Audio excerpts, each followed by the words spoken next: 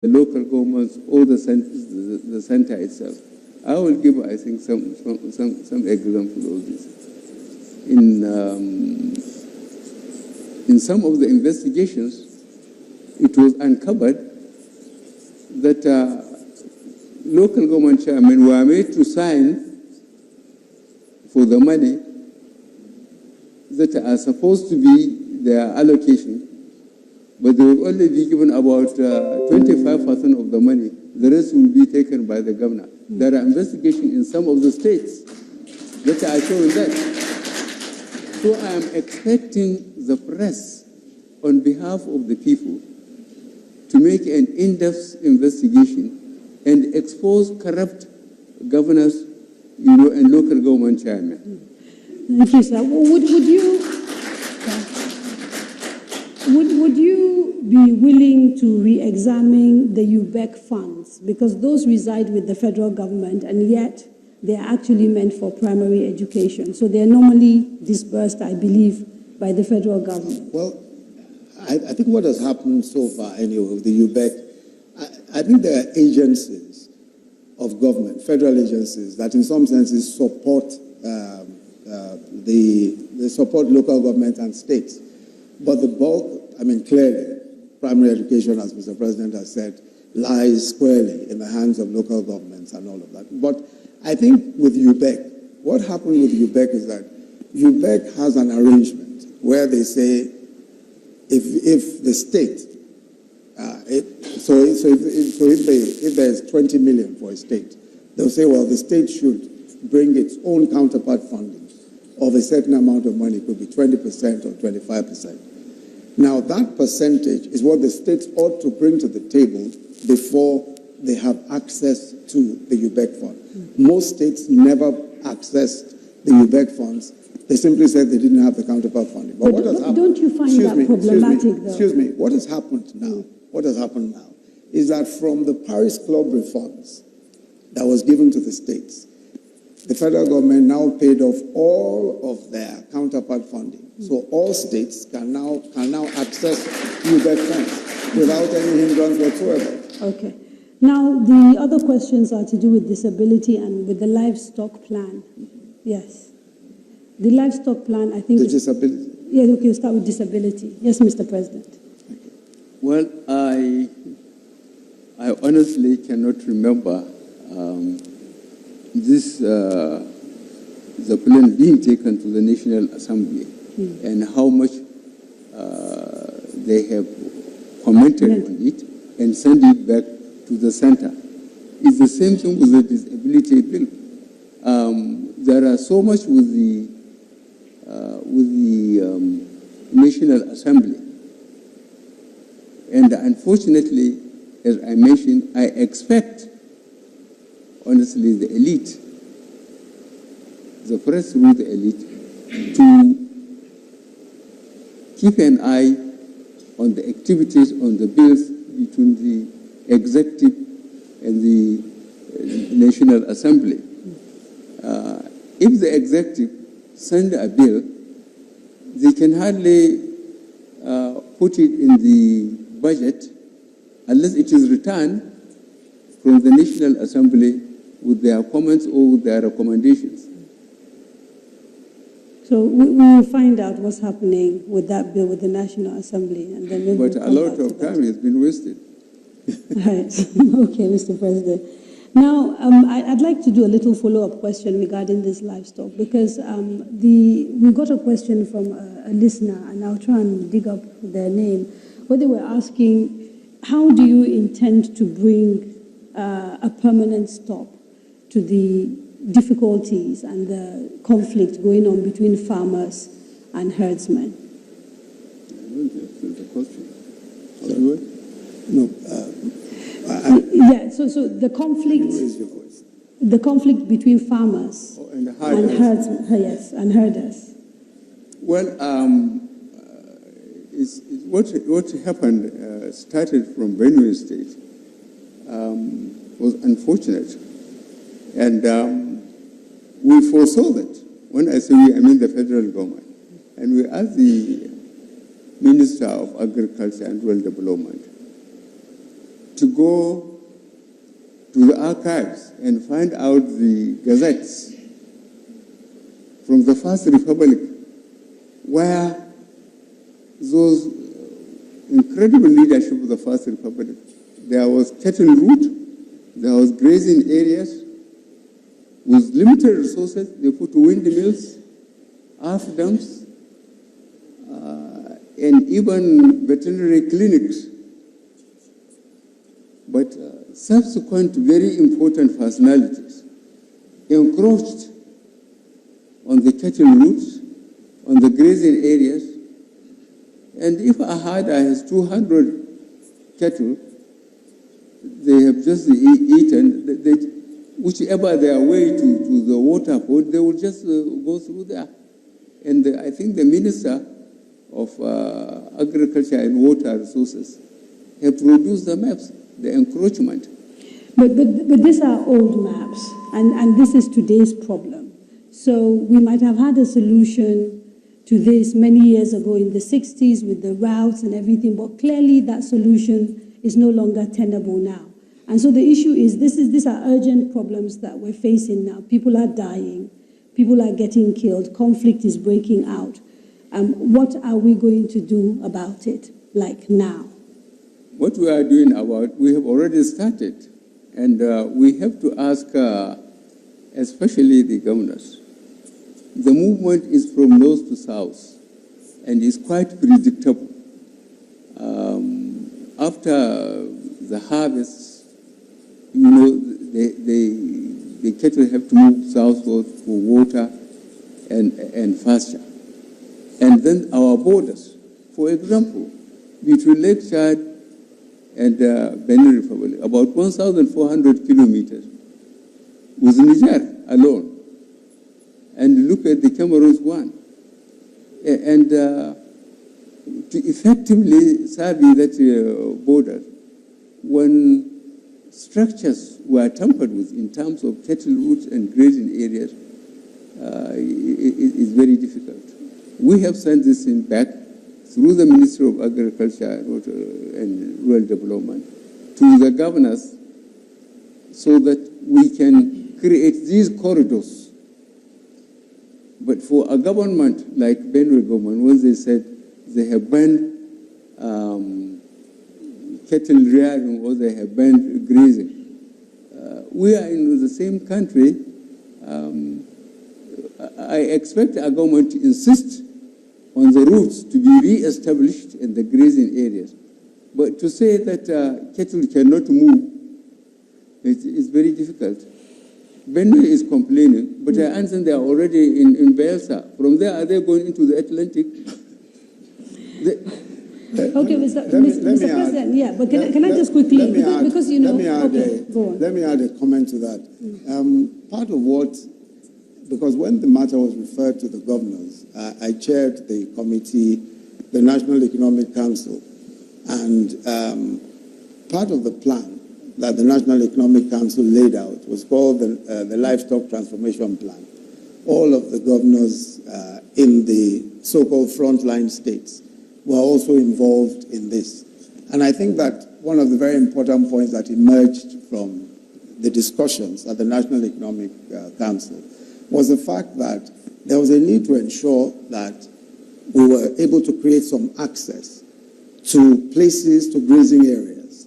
And I think that that's a point also that Mr. President is making, that in order to be, for instance, anywhere where cattle are, you must still have some kind of access, so that you then have an area where it could be a ranch, it could just be a place where you have earth dams, it could be a place where you just have water, where, you know, whatever it is. And we then agreed with the governors that because federal government has no land, only state governments have land. We then agreed with the state governments that, okay, anyone that is willing, you will put together the resources.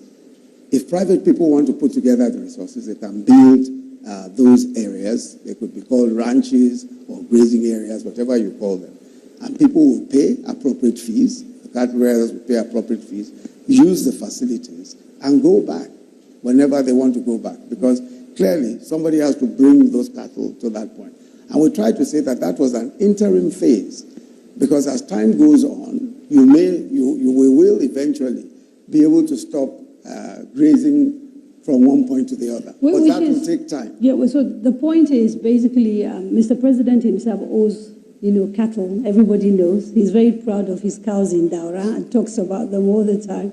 But the perception is that Mr. President is a little bit biased because these are his people that are involved, and that instead of facing the fact that in the 21st century there's really no room for the cattle rearing in the way we're doing it and coming up with modern ways of cattle rearing, we're trying to hold on to an old-fashioned way of rearing meat.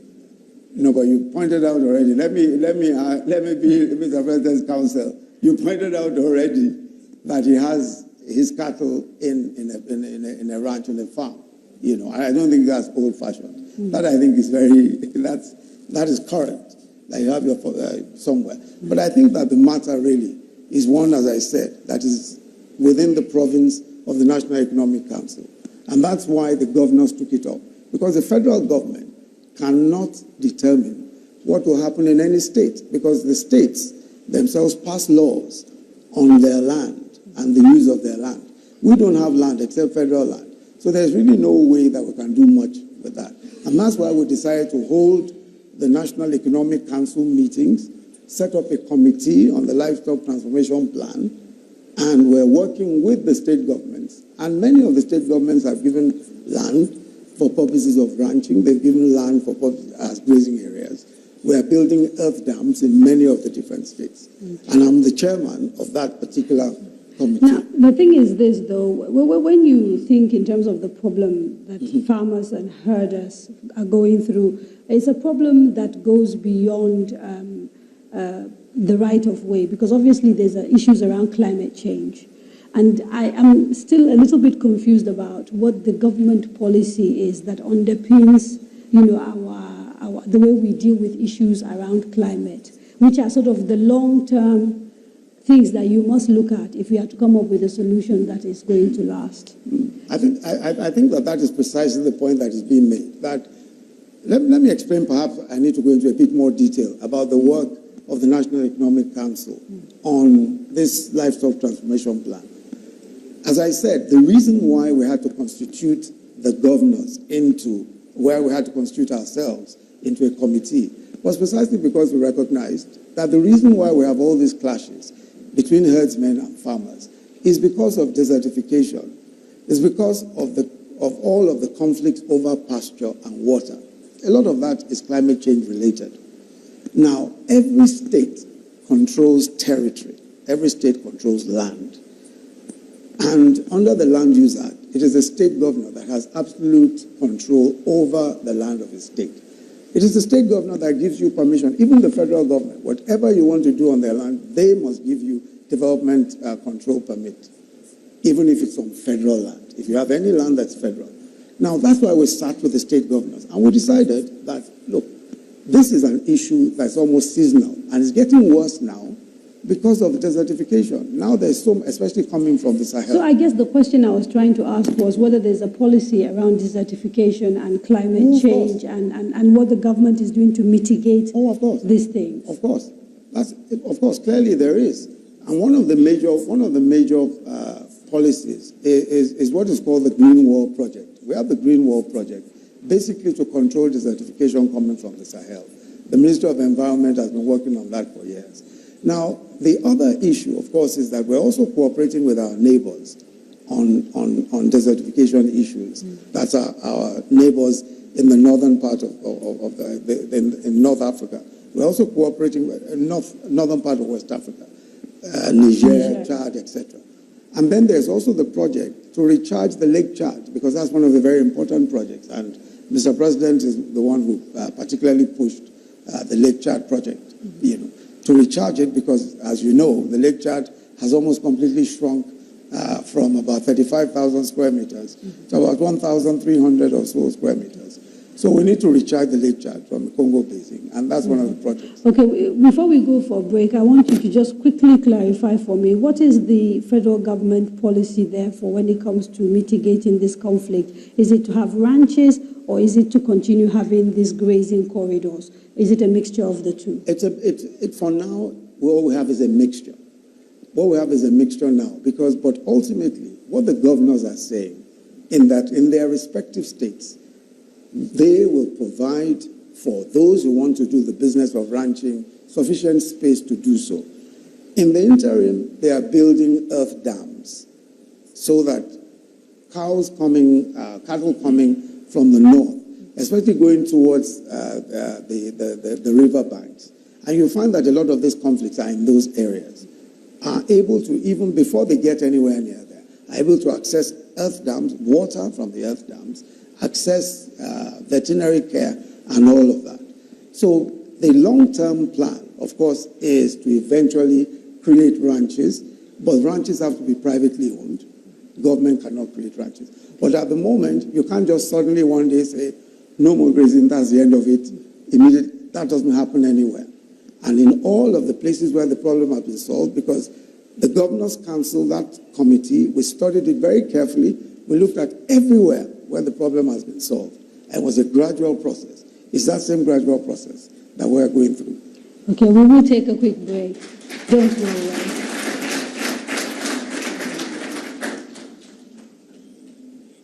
A popular saying in Nigeria goes that 2019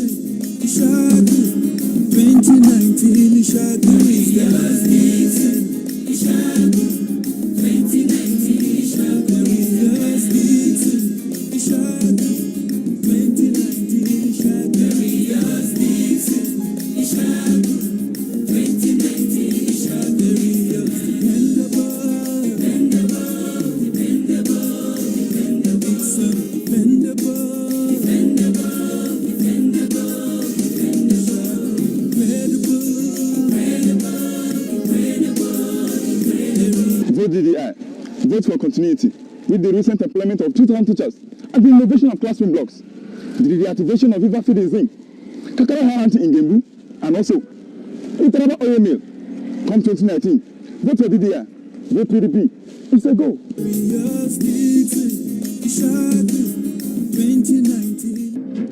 The Candidates, a presidential town hall co-production between Daria Media and NTA, supported by the MacArthur Foundation. Kingsley Moghalu and running mate Umar Getso of the Young Progressive Party, Muhammadu Buhari and running mate Yemi Osinbajo of the All Progressives Congress, Omoyele Sowore and running mate Rabiu Ahmed Rufai of the African Action Congress, Atiku Abubakar and running mate Peter Obi of the People's Democratic Party. Moderator Kadria Ahmed. Town hall venue Sheraton Hotel, Abuja. Date Wednesday, 16th January 2019, with the candidates of the All Progressives Congress from 8 to 10 p.m. The candidates will be broadcast live on NTA and other partner TV and radio stations, as well as streamed online on NTA and DTV.media. If you are over 18 and want to be part of the audience, apply online at daria.media or use the hashtag NGtheCandidates or participate online using the hashtag NGtheCandidates.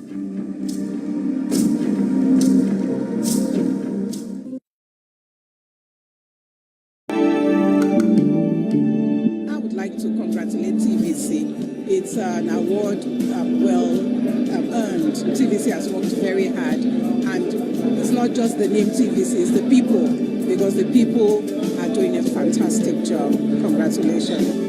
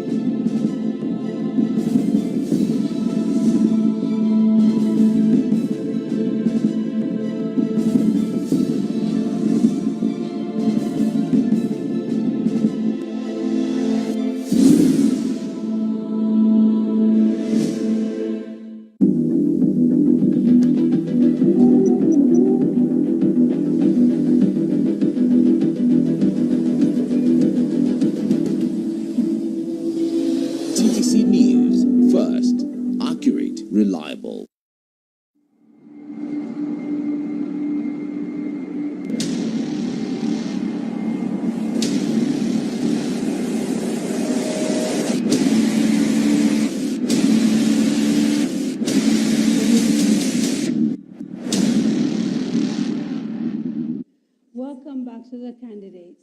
President Muhammadu Buhari and Vice President Yemi Osinbajo, candidates of the ruling APC in the forthcoming presidential elections, are here answering questions on what they have to offer Nigeria and her citizens if they are elected into office again. Before the break, I got handed a few questions from people, at home. So I'm just going to ask one of those questions, and then maybe Mr. President can answer that alongside a question that was asked previously on corruption. So Ms. Abisoye Balogun says, what does the President want to do with the funds recovered by the EFCC? So we've had situations where the EFCC has recovered funds which are thought to be from corrupt activities. And so the question from someone at home is that, what are you planning to do with those funds? Well, I think the government made a statement on that. Firstly, by asking that there should be TSA, Treasury Single Account, so that all monies, either as revenue or from recovered from corrupt people, will go through one single account, so that it can be accounted for and how it's taken away.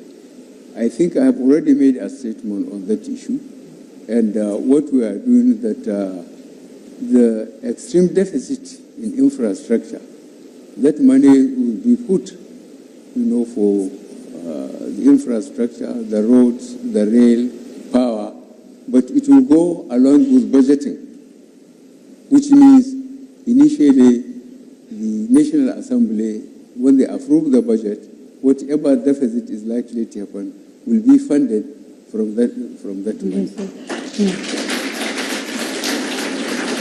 Mr. Vice President, as a lawyer, I'd like to actually ask you, because some people have actually suggested that where a forfeiture has happened without a conviction, it might be problematic spending that money. What is the legal position? Well, the legal position is that once there's a final forfeiture, the asset already belongs to the state. So frankly, I can't understand what sort of problem would arise so long as there has been a final forfeiture. But we are having cases where people are not fully charged and no conviction has taken place, but they're being made to return money. Yes. So it's in those cases I'm talking about. Yes. When a person returns, for example, we found cases where assets were returned, where houses were returned, or in some cases where there are houses and all of that. And what we do is that we advertise. We say, if this belongs to you and you have a legal claim to it, even if it was seized from you, if you have a legal claim, show the legal claim. Show that it was purchased by, legal means and all that. If not, it will be forfeited to the state. There's a complete procedure of forfeiture, which is under the existing laws, the ICPC laws, the EFCC laws. There's a complete process. And those processes are what we follow very strictly. And once there's a final forfeiture order by a court, that's the end of it. There are situations where people return assets, where they return funds, Those funds that are returned are voluntarily returned. Because if for example, $1 billion is found in your account, and you earn only 500,000 naira a month, then clearly there's some explanation you need to make. Most people would rather voluntarily return the fund rather than go into any arguments with the EFCC. And in such cases, we simply forfeit. So what is the basis for deciding who you're going to prosecute and who you're going to just allow to just return funds? Because we've had a mixed bag. We've had people who've had assets taken away from them and they're walking the streets. Nothing has happened to them. We have people whose assets have been seized and they're being tried. What is the rationale that determines who gets persecuted and who walks away? Let me say straight away that there is no distinction. The mere fact that someone has returned assets doesn't mean that they are free and can walk away.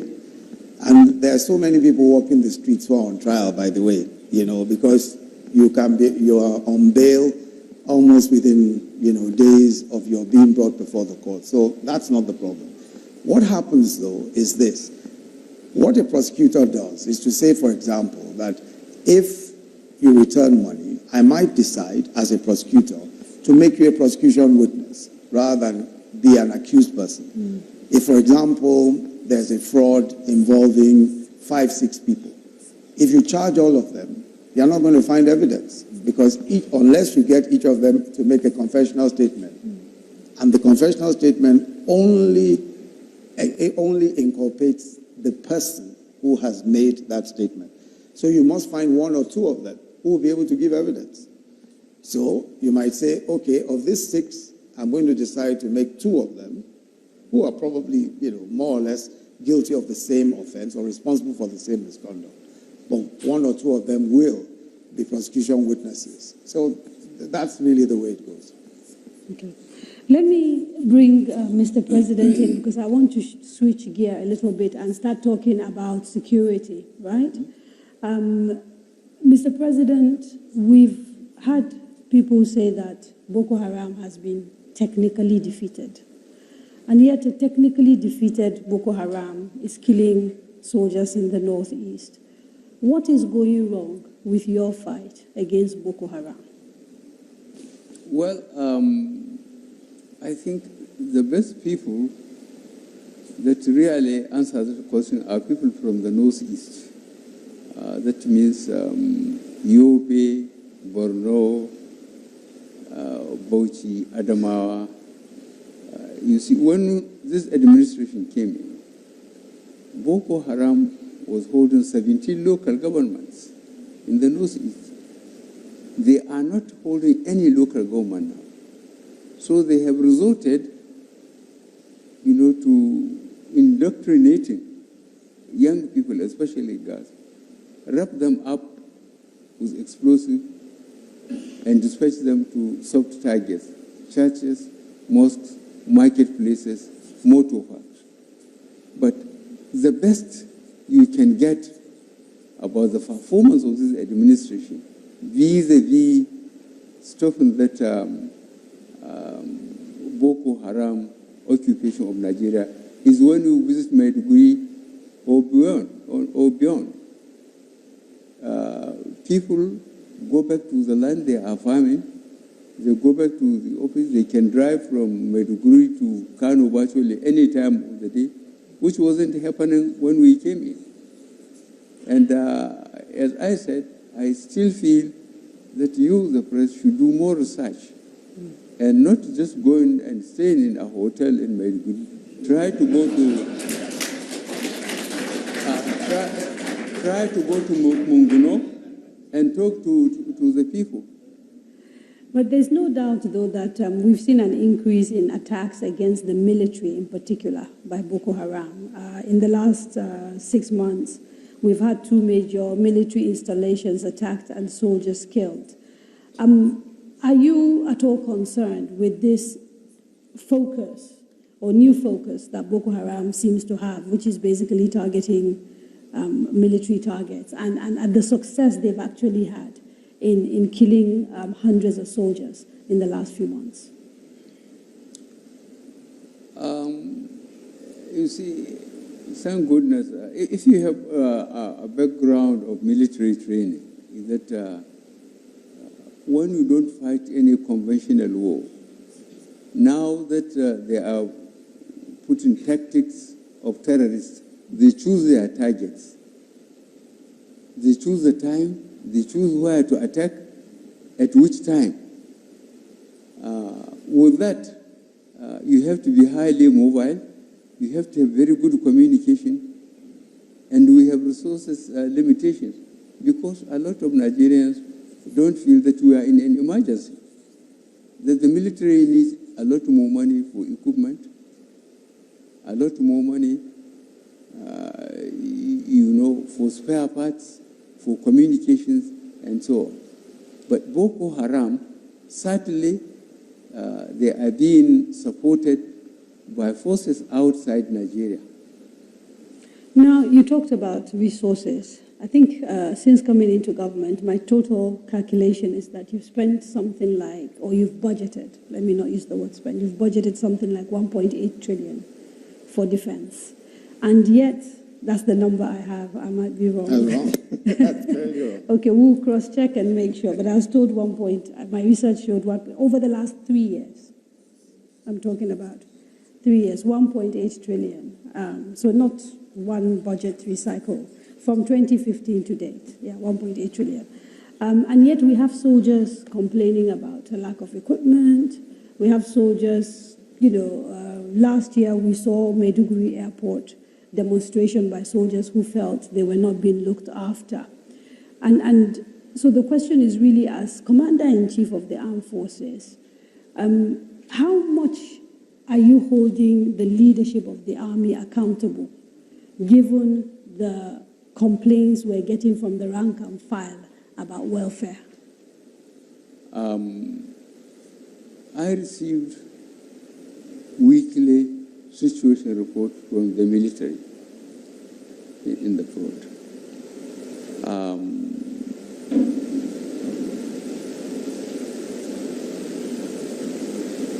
It's extremely difficult,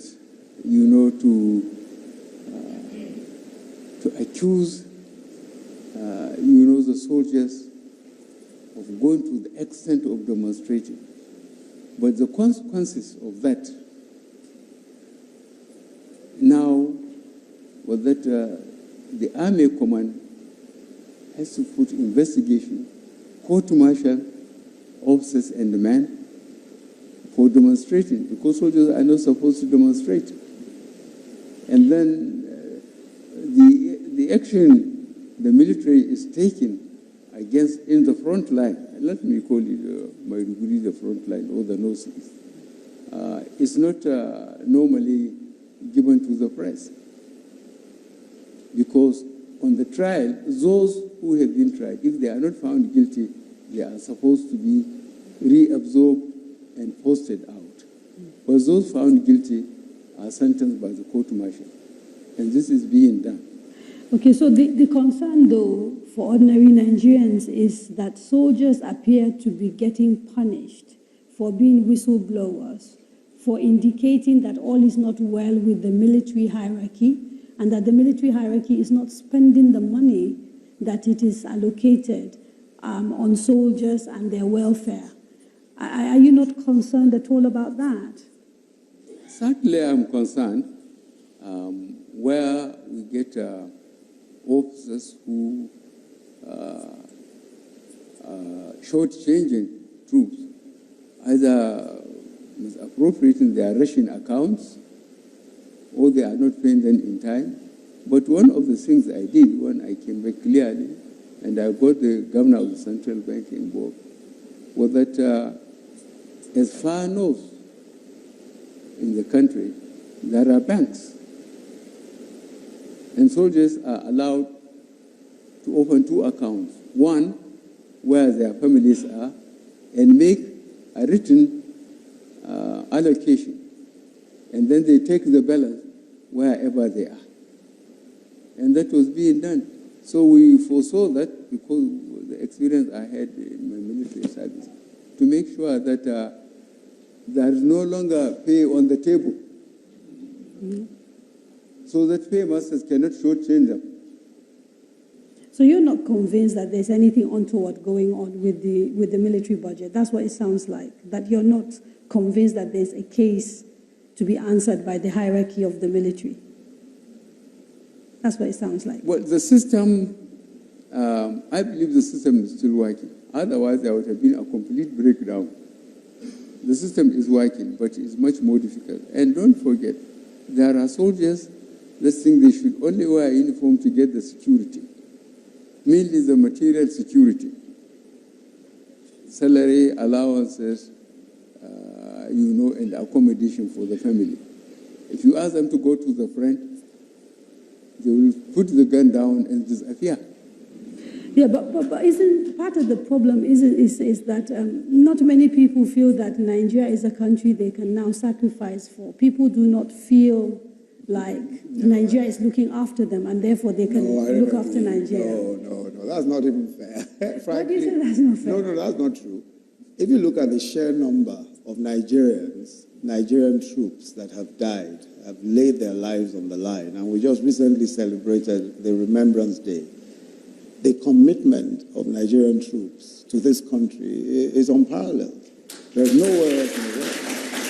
To say any suggestion at all that the Nigerian troops are not prepared to lay down their lives for the country is certainly not the case at all. And I think that's certainly the case for the majority, but we are also saying there are soldiers. If you go on social media, there are videos of soldiers complaining about the fact that they're not being looked after, that they don't have boots.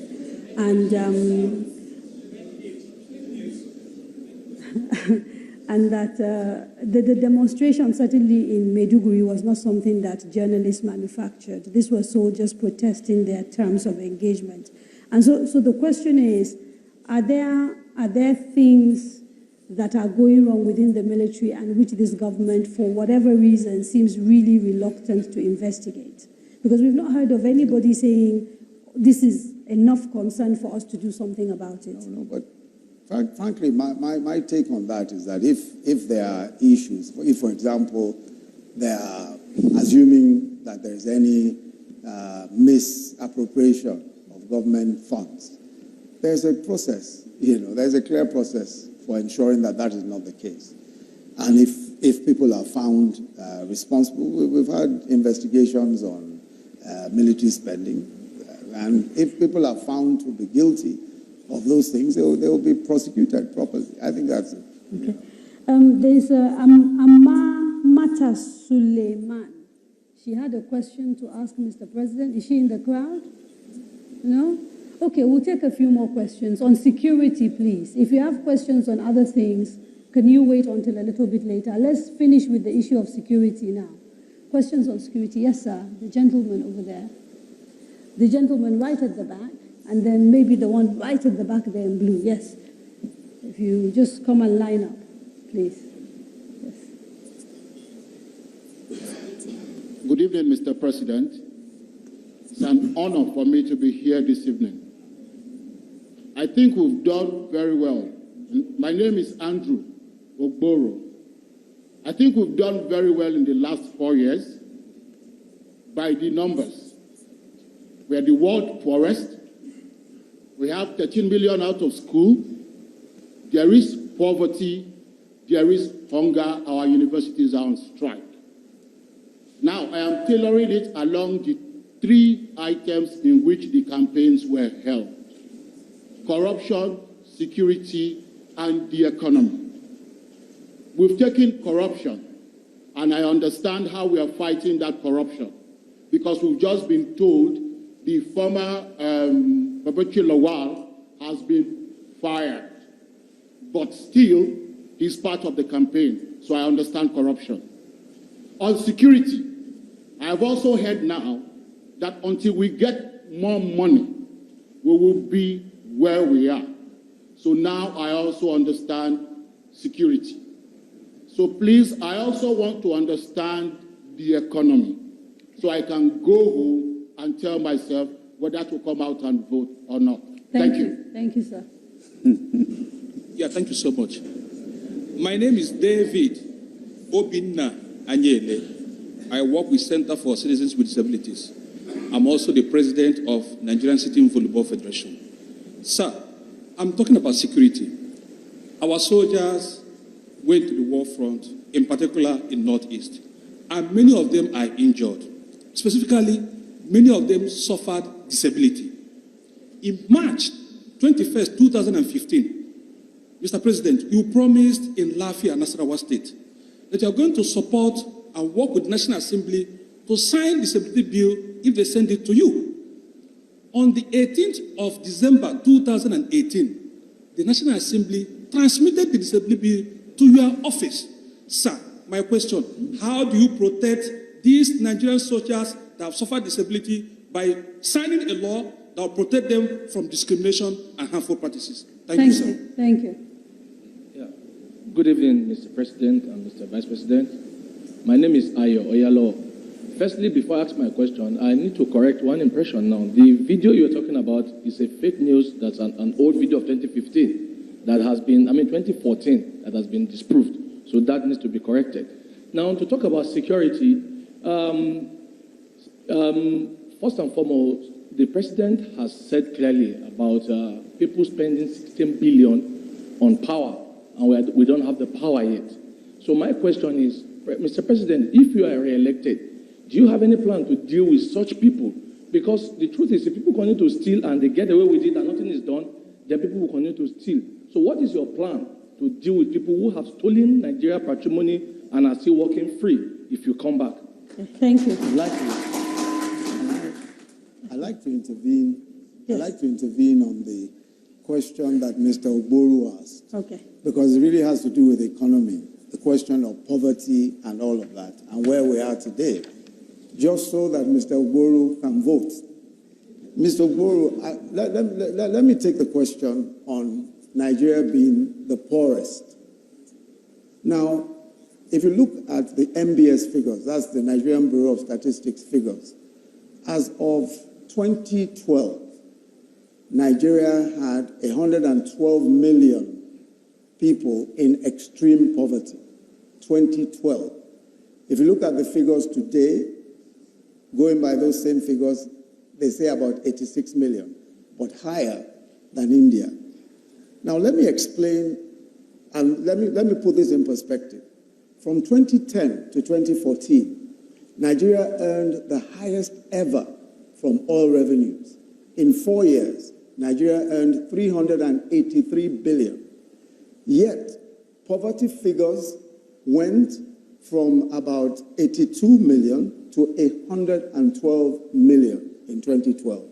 And the numbers continued. That's the reason why we had a poverty problem.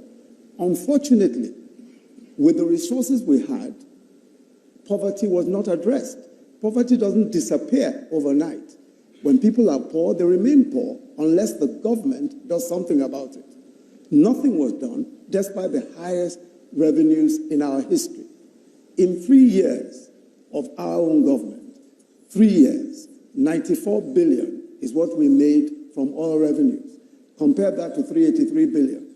Oil at some point was 110 to 114, and we had poverty figures of 112. Now, what did we do from the point of view of the economy to alleviate poverty? We started the largest program for social investment in the history of this country. That's why we have the conditional cash transfers. We're giving the poorest people in our country today 5,000 naira every month. We are only able to give we're hoping we'll be able to give about 1 million to start with. But in order to prevent stark poverty and malnutrition, we're doing our homegrown school feeding. We're feeding 9.2 million children every single day in public primary schools. Aside from that, the trader money and market money that we're doing, the trader money and market money, these are loans to the poorest. And let me give you an example of the trader money. Trader money, we're doing... Yes. About the fact, can you hear me now? Yes.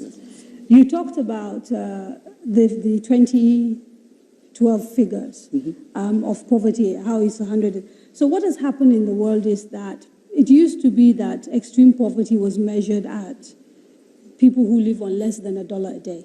It's now less than $2 a day.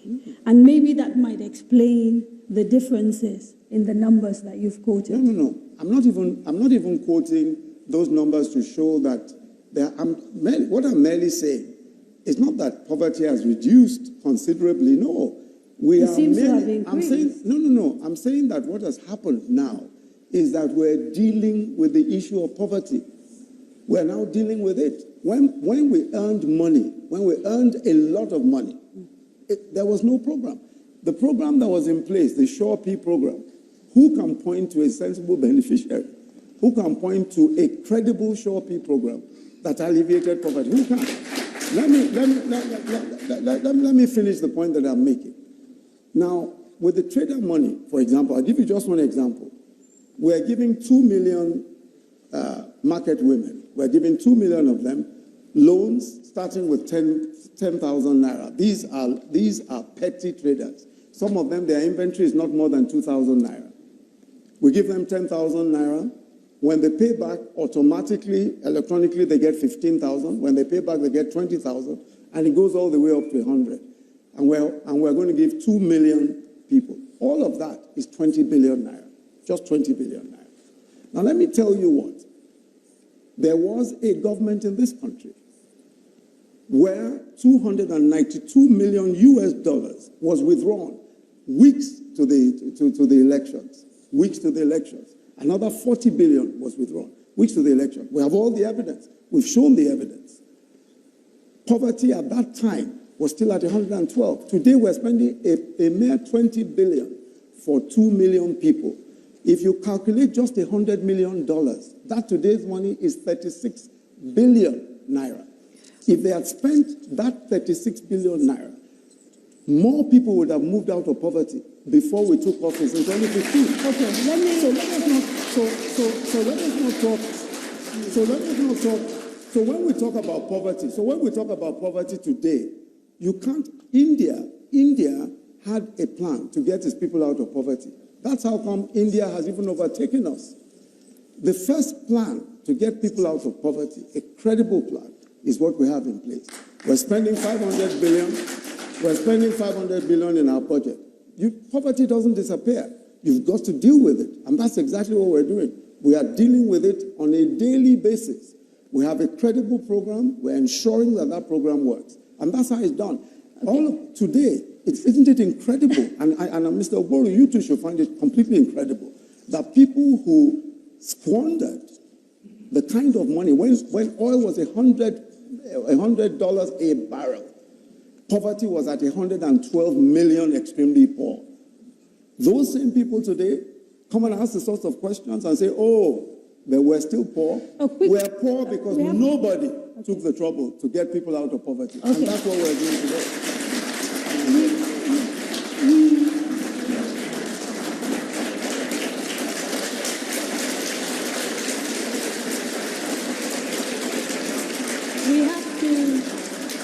We have to take a quick break, but before we do, a quick question. Again and again, when we talk to people in government, you keep talking about 16 years of PDP. For many Nigerians, the PDP and APC are two sides of the same coin, simply because you got so many PDP people in APC, and now some APC people have gone to PDP, and PDP people have come to APC. What is the difference, really, between you and the people you've replaced? I think there's a huge difference. I think there's a massive difference. At the core of any political party, at the core of the political party, is an ideology, is a philosophy. At the core of the APC, whether you have some people coming in from PDP or coming in from elsewhere, at the core is what our manifesto speaks about. Our manifesto speaks about the social development of Nigeria, in particular, looking at issues of the ordinary Nigerian. How do we lift the ordinary Nigerian out of poverty? That has been our focus. That guides everything we do. It guides our budgets. It guides the way we develop our budget. It guides the way we think. It guides our economic recovery and growth plan. At the core, there must be a core. The membership of a political party is open to everybody.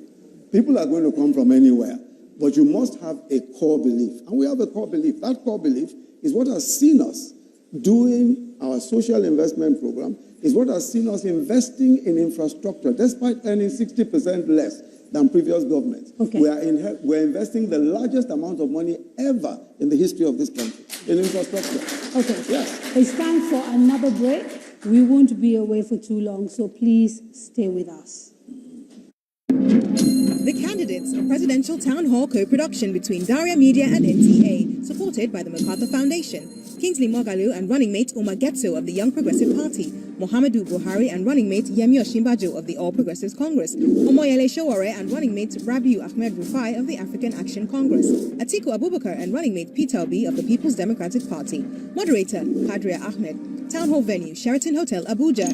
Date, Wednesday, 16th January 2019, with the candidates of the All Progressives Congress, from 8 to 10 p.m. The candidates will be broadcast live on NTA and other partner TV and radio stations, as well as streamed online on NTA and DTV.media. If you are over 18 and want to be part of the audience, apply online at daria.media. Or use the hashtag NGtheCandidates, or participate online using the hashtag NGtheCandidates.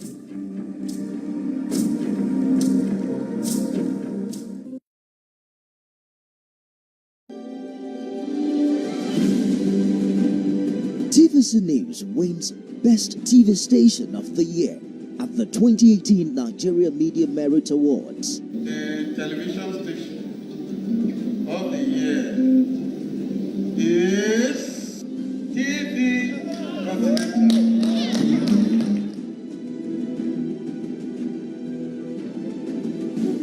That with getting this award means that there is so much that is reposed in us to make sure that we keep up the tempo and we do better than what we've done.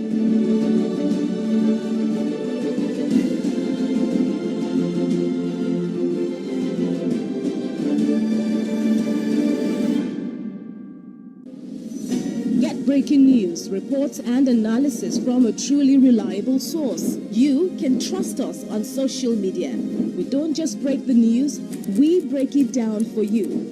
We are on Twitter at TVC News NG, authoritative with every post.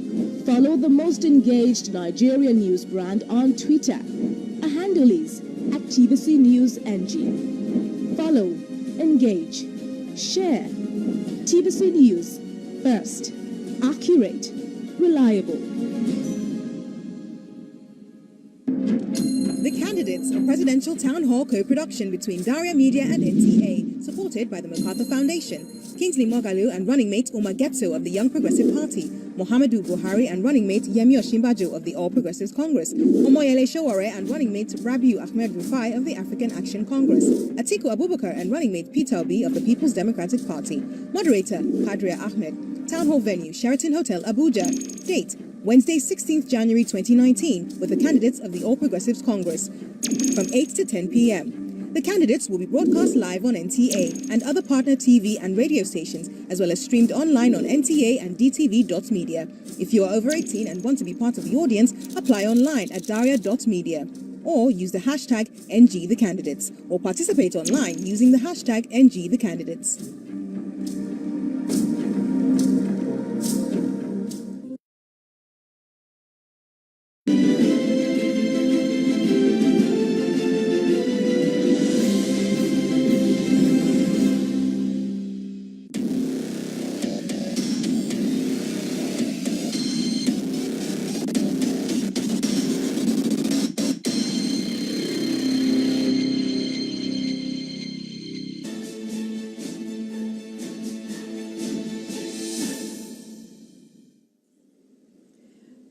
Welcome back. You are watching The Candidates, brought to you by Daria Media and the Nigeria Television Authority with the support of the MacArthur Foundation. We've got a number of questions, Mr. President, so I'll read a few and then come back to you. There was a question that we didn't get to addressing, which was on whether you have any special plans different to the plans you have now to deal with people who are corrupt and are walking around freely if you are re-elected into office. There was the issue of the connection between corruption and infrastructure. I don't know if you want to talk to that. And I'm going to ask two more questions, and then we'll take them together. The gentleman or lady who wrote this didn't say their name, but they said that there are some categories of military retirees who fought on the Nigerian side during the Biafran War and are yet to get any form of pension because they didn't complete the number of years to be entitled to pension, whereas their counterparts who fought on the Biafran side against Nigeria are receiving pensions because they were pardoned. Is there any plan to address this? And then the final question, because we're talking about corruption again, why has your government remained silent about the corruption allegations against the governor of Kano State, Abdullahi Ganduje? And why have we even seen you standing next to him at a rally? So, 3 questions. These are all directed at Mr. President. So corruption, yes, let me recap again just to remind you. The first is corruption and infrastructure. Yes, well, fighting corruption, I think I have already made a comment on that much earlier on. But the important thing is that you cannot catch Nigerian on paper because we have got all the regulations laid down. in the ministries, in the parastatals themselves, government offices. So it's a question of effective supervision.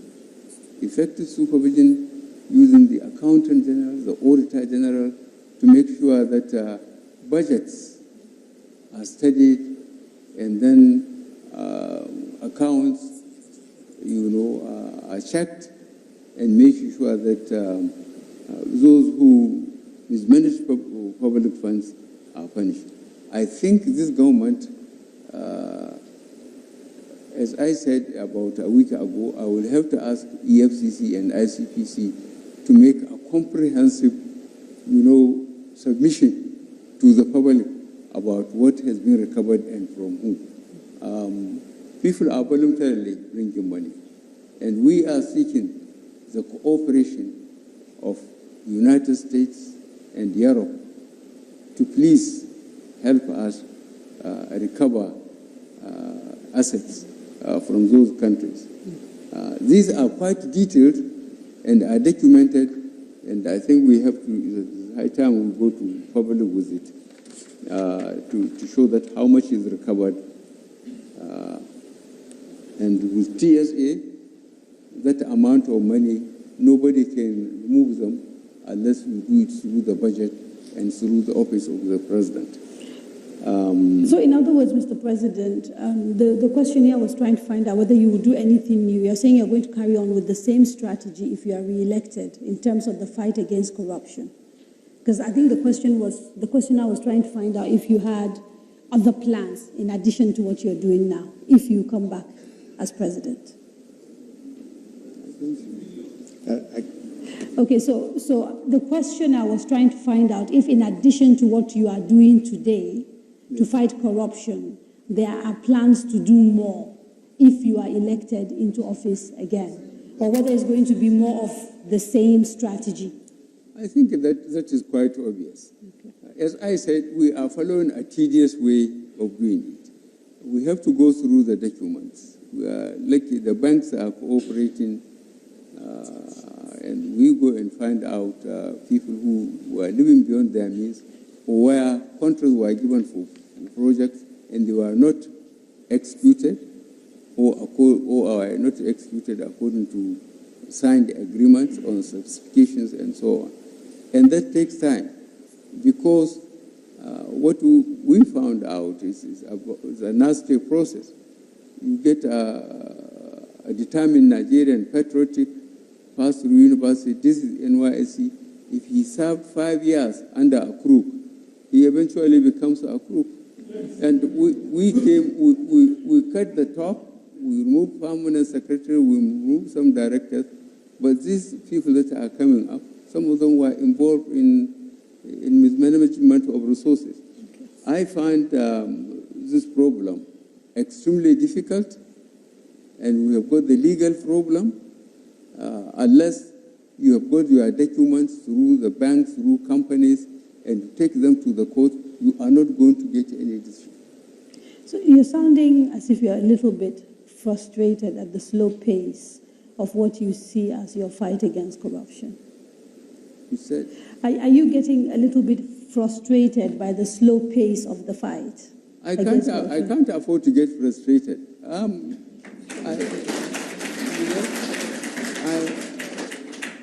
I keep on telling the law enforcement agencies, and the administrators in the ministries, it's their own responsibility, to document mismanagement, and if it has to come to presidency, let him do it.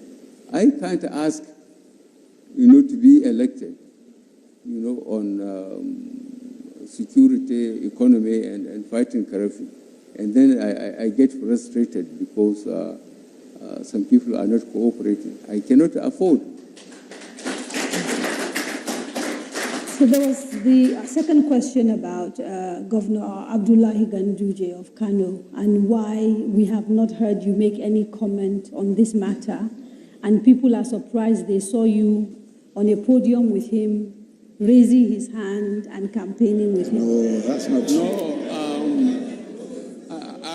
I will defend myself on that. I haven't gone to Kano yet. Right. I have just gone to Kogi today, in my venue. That clip, somebody brought it me, how the governor of Kano State was receiving dollars and smiling and putting it in his pocket. I don't know the extent of technology used, and I can't understand it. Now, because the State Assembly has taken it, they have gone to court, I decided, not to talk about it. And the State Assembly, constitutionally, they could have dealt with that. But then again, the matter was taken to court. Okay, but what are your thoughts about that video? Do you have any personal thoughts? Do you believe that video is fake, or do you believe it is legitimate? You can't say. No. As He I can talk for himself. He doesn't know. He doesn't As know. I told you, I have seen the clip. I don't know how much technology was used, but can Ganduje fail to trust somebody to get the money to him? He has to take it directly himself, smiling. I honestly am completely overwhelmed, and the system has given me some relief. It is in the court, it's in the State Assembly, so let them as much as possible deal with it. But Kano, this thing has received a lot of publicity, and I hope by the time I go on my campaign for re-election, there will be some answers from the courts or the State Assembly in Kano State about the performance of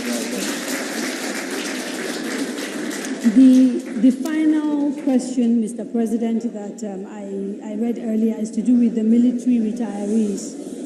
Can we please have some silence? Sorry, apologies. Yeah.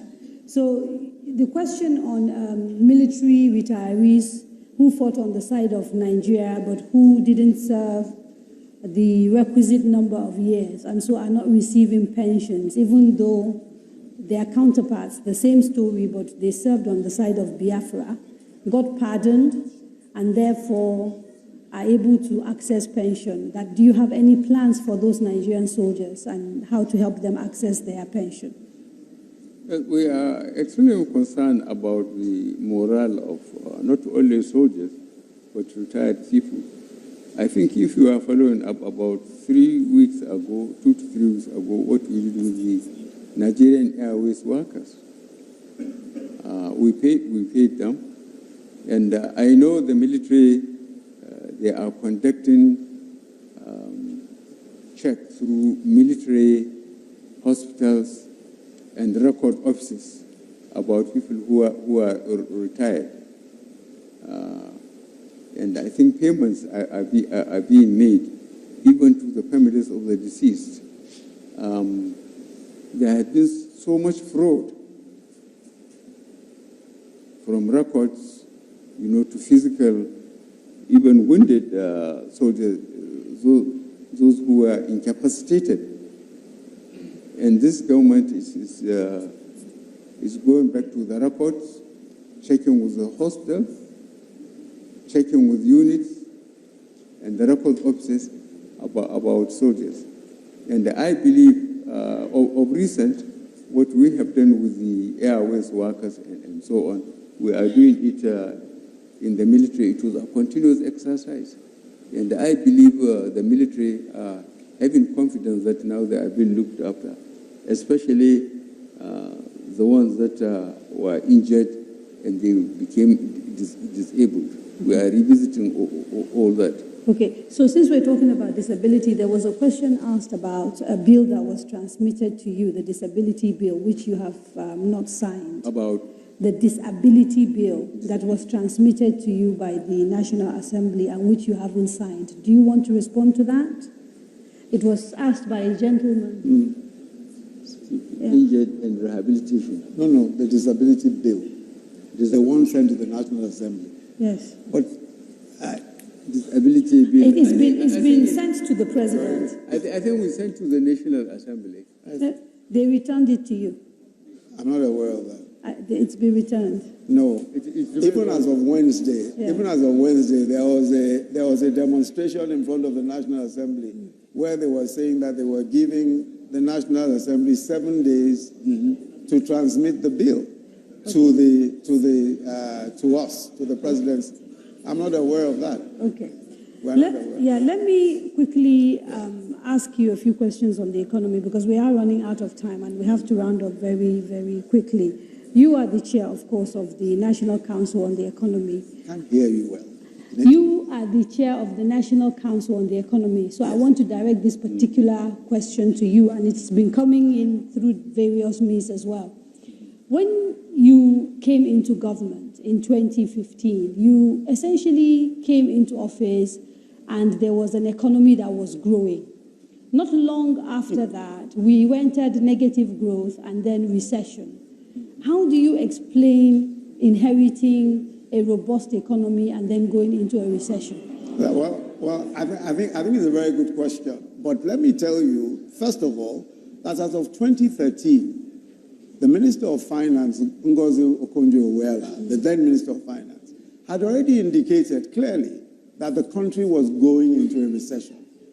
As of 2014, we were already going into about 3% growth, 4% as of 2015. As of the time when we took over office, it was very clear the direction that the economy of the country was going. At that time, we had external reserves of about $28 billion, when we were at the time earning between $100 and $114 a barrel.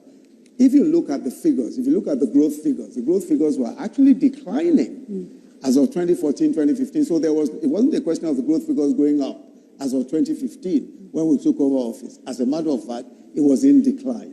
Now, what worsened the situation? Is that you would have expected that in the periods of prosperity, the 4 years preceding, when we earned $383 billion, that there will be some savings.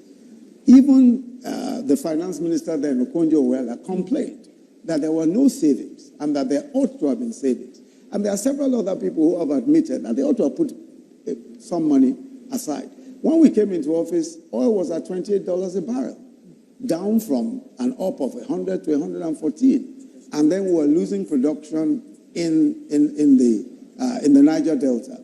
We were losing up to 1 million barrels a day. So we were in a situation where the economy was already on a downward slide, no savings whatsoever. We were losing on production. So clearly, I mean, for a country that was solely earning money from oil, and when your oil is down to $28 a barrel, you are not producing up to 1 million, clearly you are going to enter into a recession. Those are valid points to make, but the argument has been that we kind of knew it was coming, and our way of handling it, particularly the confusing policies of the CBN at the time, eroded the CBN, eroded confidence, and so led to capital flight and a whole bunch of other issues, thereby making a bad situation much worse. You take no responsibility at all. I don't agree with you. You see, the point of the matter is that it's easy to advance a point of view and say that that point of view is responsible for what we saw. And the point I was making to you is that there was a steady decline. Obviously, if the CBN took the view, for example, that at $28 billion in our external reserves, we have to rationalize foreign exchange in order to ensure that only those things that we needed could be imported. That's the point of view that they took.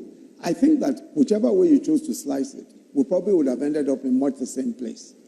What we did in order to be able to improve our circumstances was first to say, for agriculture, we decided that, look, from importing $5 million of rice every single day, we want to be self-sufficient in rice. So today, we're practically self-sufficient in rice. We're importing only 2% of what we used to import as of 2014. So, and we've saved so far $24 billion. Sorry, just give me a second. Just give me a second. Okay. Compared to 2014, when we were earning $100 to $114 a barrel on oil, with 28 billion in foreign reserve, we have foreign reserve today in excess of 40 billion, earning 60% less. So I think we deserve, I think to a certain extent, we deserve, some bit of accolades for that. Just two quick questions. Are you at all concerned that over 20% of our budget, something like, I think, 2 million, just goes on interest to pay loans? Because that has been something that people has looked at as an indicator of the fact that our economy is a little bit less than healthy. That's number one. Then number two, on the issue of rice. On the issue of rice, there is some suggestion that there's a lot of smuggling of rice through our porous borders, and that's why the official numbers have actually gone down, but that we're actually still bringing in rice. It's just not coming through official channels. Okay. All right. Yes, sir. Let me take the first question on debt. Yes. With debt, the question that you need to ask is, what are you borrowing for? Every country in the world that wants to make serious development, that wants to undergo some serious development, borrows money. We, at the moment, our debt to GDP is one of the lowest in the world. It's about 20%.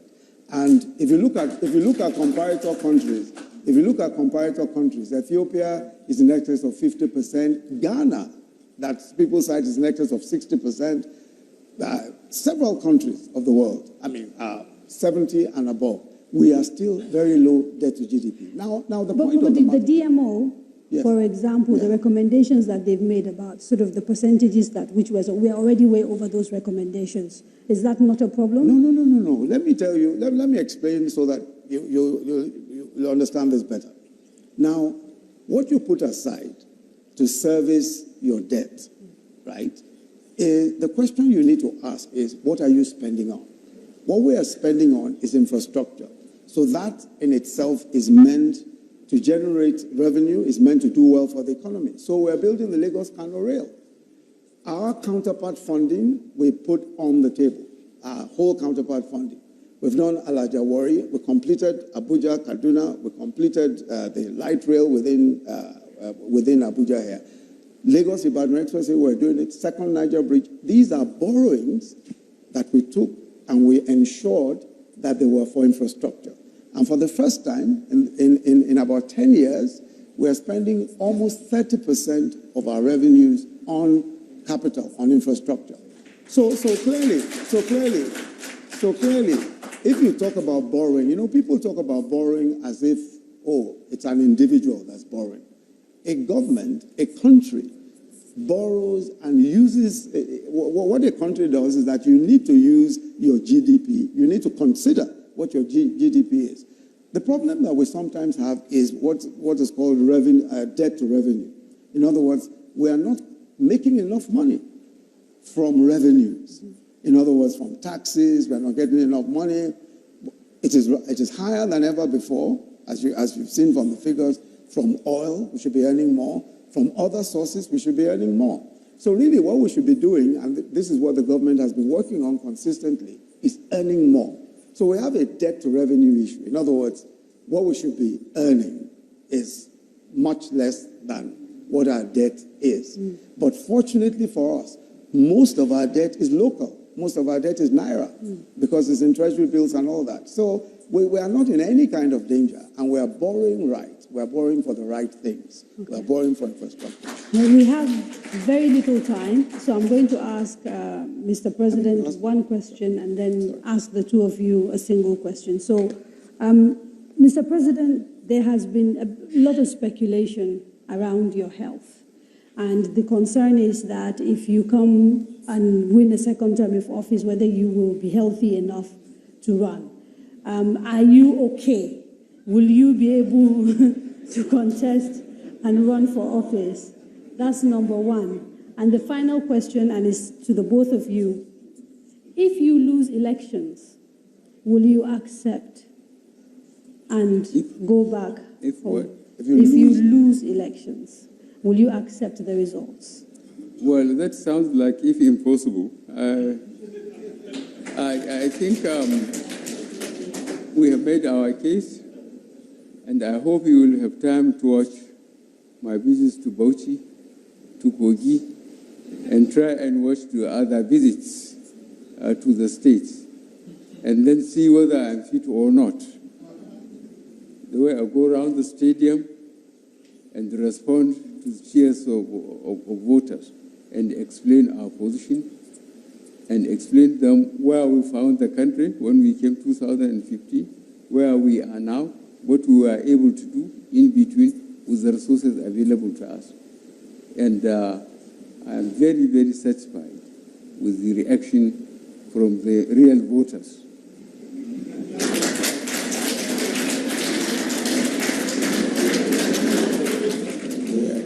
But still, if something happens and you lose elections, will you accept the results? That wouldn't be the first time I lose the election. Don't forget.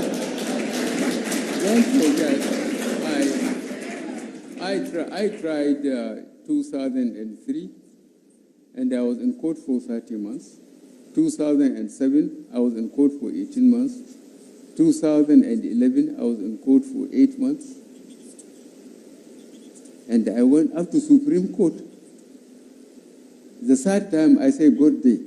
And the fourth time, God and technology came in. The PVC and card readers, the opposition took it for granted. Before, what they used to do, sit down, look at constituencies or states, allot marks or allot seats in constituencies, and they say anybody who disagrees should go to court. Now, most of my voters are looking for the next meal. Why do they get money to go to court? So they say God day, and eventually God day. Thank you. Thank you very much, Mr. President. Thank you very much, Mr. Vice President. Sadly, we have run out of time, and we have to leave it here. I'd like to thank Mr. President again and Mr. Vice President for making themselves available for this program.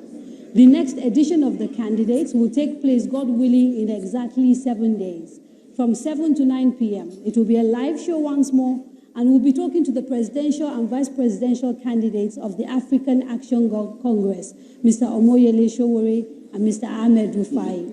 Please join us. Until then, on behalf of the team at Daria Media, the Nigeria Television Authority, the MacArthur Foundation, and all of our other partners, we thank you for watching.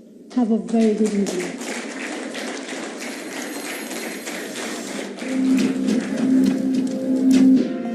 My name is Muhammad Sahabi.